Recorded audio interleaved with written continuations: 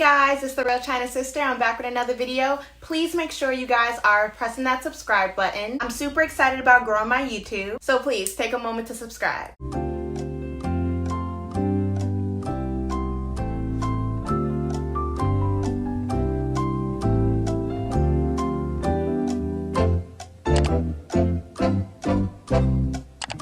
So the first show that I have on my top 10 binge-worthy Netflix shows is Jailbirds. I know the show is super popular, but I never really gave it a chance. I decided over quarantine, because there's like nothing to do, to see what else is out there. I loved Orange is the New Black when it was out. Like, I used to binge watch it like an entire season in one day. So I was like, let me just check out Jailbirds. Jailbirds is basically a show about women that are locked up. It also shows men that are locked up. I found the show to be very interesting. What I thought was super cool, I had no idea like how prison savvy the inmates were, like the way they get messages to one another. Like in this specific prison that they're in, it's like men on one side and women on another side. Like these people are talking to each other like through the toilet. Like it's crazy. I've never seen that before. I know that inmates like pass notes and like tie it to string and all that.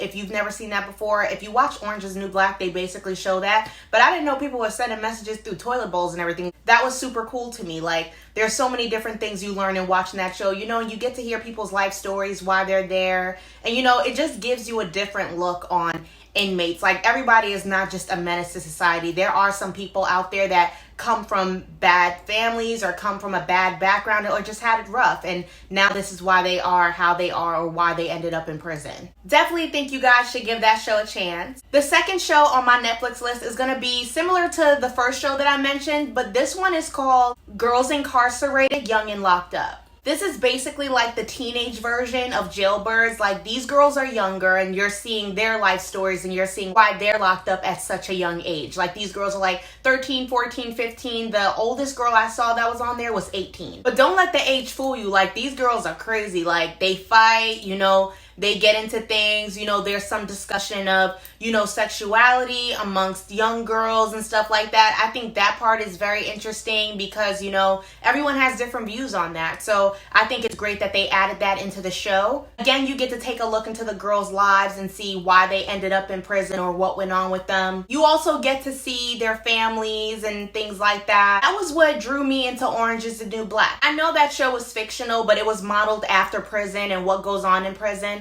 But not only did they show us like what was going on in the prison, we also got to see everybody's life story. So yeah, that's another show you guys should check out. The third show on my list, I know a majority of us have seen it, but if you have not, definitely check out the show You. It's basically about some crazy guy that spends the majority of his time stalking girls, like stalking their every move, like from when they're in the house, outside the house, seeing what they do, and then making it away so that he casually bumps into them. He basically has like a new girl he's stalking every season. Like seriously, imagine a guy following you for like weeks and then all of a sudden casually bumping into you. Oh, you guys just have so much in common. Like honestly, I think a lot of that is way more common than what people give it credit for. For example, on Instagram, they sit there and they watch your every move. On Instagram, they watch the type of music you put up, the type of movies you put up, the type of things you like to do, whether you're out or at a library or something like that. This type of thing is way more common than people think. I'm letting you guys know up front, unfortunately, there are only 2 seasons available of You.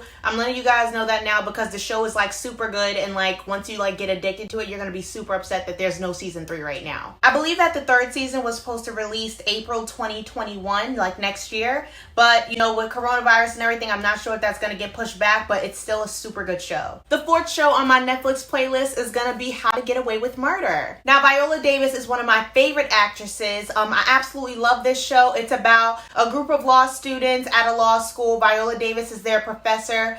They're studying a class on how to get away with murder. Professor Keating, Annalise Keating, played by Viola Davis, selects a group of the law students in her class to help her with crime cases that she's on, since she's like a very well-respected attorney. Now, from season 1 in the very beginning, the group of students are Michaela, Asher, Connor, Laurel, and Wes. I don't believe I'm leaving anyone out. Yeah, that's the original 5. Annalise Keating also has her two people that work for her. That's Frank and Bonnie. But they are not law students. They work for Annalise. They're like regular adults, not college students. It's absolutely like one of my favorite shows, especially like if you're into crime shows and stuff like that, like myself. They actually just finished their 6th season, which I'm a little saddened by because I absolutely love How to Get Away with Murder. But it's a really good show. I think it's definitely binge worthy. Like that's literally a show you sit there and you just want more and more and more of. What's also great about the show is, you know, the law students that I just named, they all have different personalities, so it's great to see them working with one another. You know, throughout the seasons, you see all kind of new developments with them within school, within relationships, family life,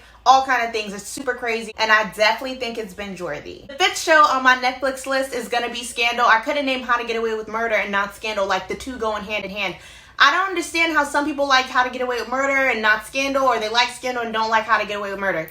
To me, like, they're all like in the same family. The biggest thing about the show is that she is actually having an affair with the president, who happens to be married. Literally get to watch their love story unfold. You get to see how they met and basically what led up to that happening. The one thing I really like about the show, no, I'm not for being a homework or anything like that, but it does show you that this is not just some man, the president. How their situation started, he's not just someone sleeping with somebody or because he just wants to sleep with someone else other than his wife. There's meaning behind why Olivia Pope and the president have what they have. Again, I'm not for homeworking, but I do think it's interesting to see things from a different perspective. But yeah, basically the show is about Kerry Washington playing Olivia Pope. Olivia Pope is a fixer. She goes around DC fixing problems or issues for people. So make sure you guys get into Scandal. Definitely binge worthy. The 6th show on my Netflix list is gonna be Shameless. Shameless is like one of the greatest shows in my opinion, like for this day and age. It's basically about a sister raising her brothers and sister because, you know, her father's a crazy drunk, Frank. Everybody absolutely loves Frank. And, you know, the mother, Monica, you don't really get to meet Monica until later on. There's a reason for that. I'm not going to spoil it for you guys right now. But basically, Fiona is on her own. You know, they live in Chicago. You know, they're struggling, but they make it work. Like, the one thing I love about that family and love about the dynamic of that show is that they make it happen. They don't got it. They find a way to make it happen. The 7th show on my Netflix list, I'm sorry for the guys that are about to hear this, but I'm going to say Gossip Girl. It takes place in Manhattan. There's two best friends, Serena and Blair.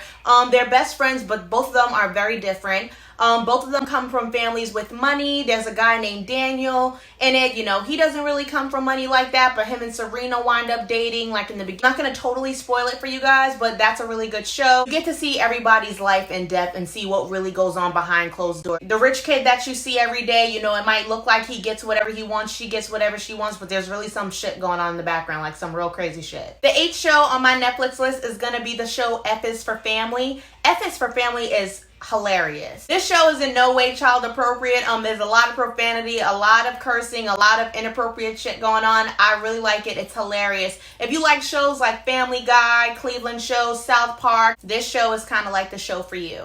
The 9th show on my Netflix list is going to be All American. The show is basically about, you know, a guy, he's from a not so great part of town. He's presented the opportunity to play football for a good school, like in a rich town kind of. He gets to meet new people. He gets to see like a whole new side of life. And, you know, he gets along with some people, you know, to struggle for some people because, you know, here's this kid coming from somewhere else and he's better at football than all of us. So, I mean, that's a good show to watch. I enjoy it. The 10th and final show I'm going to give you guys from my Netflix list is going to be Forensic Files. I'm into crime shows, as you guys can probably see. Forensic Files is like Crime Watch or like anything like that. Forensic Files is basically about some cold cases, some cases that are still under the works or cases that were solved within, you know, America, like about murders, about missing people, about all kind of things. I find it very interesting to see things like that. I find the cases to be very interesting. It's definitely something that I'll sit there and binge watch for hours without even noticing how much time is going by. I enjoy the show. I like it. I think it's definitely binge worthy. Those are my 10 binge worthy Netflix shows that I was able to come up with for you guys. Of course, there are a lot of great shows on Netflix. Those are the shows I have been watching as of recent and getting into new shows and seeing what's out there. Thank you guys so much for watching. Comment below and tell me what other shows you guys think I might be into based off of the list that I gave you of the shows that I currently watch. Like this video. See you guys soon.